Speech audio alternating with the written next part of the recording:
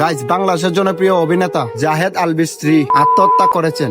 ফেসবুকে ঢুকে হঠাৎ একটি পোস্ট সামনে আসলো। সাধারণত অনলাইনের কোনো পোস্টই আমি বিশ্বাস করি না। যখন দেখলাম বাংলাদেশ টেলিভিশন আর টিভি অফিসিয়াল পেজ থেকে নিউজটি পাবলিক করা হয়েছে, তখন আর অবিশ্বাস করার উপায় রইল না। একবার চিন্তা করে দেখেন তো, একটা মানুষ কতটা যন্ত্রণা পেলে এমন সিদ্ধান্ত নেয়। কখনো কখনো মানুষ ভিতরে চাপা কষ্টগুলো কাউকে বোঝাতে পারে না। শেষ পর্যন্ত আত্মহত্যার মতো পথ বেছে নিয়েই যেন প্রমাণ করতে হয় দুনিয়াতে সে কতটা চাপা কষ্টে ছিল। কি সুন্দর ফ্যামিলি ছিল তাদের। মাঝে মধ্যে তাদের বাচ্চার কিছু আনন্দ মুহূর্তগুলো পোস্ট করতো, দেখে অনেক ভালো লাগতো। আমি তো মনে করতাম তারা অনেক সুখী। আসলে কি ভাই, নাটকে ভালোবাসা অভিনয় করা মানুষগুলোও সংসারে ভালোবাসা থাকে না, এটাই তার প্রমাণ।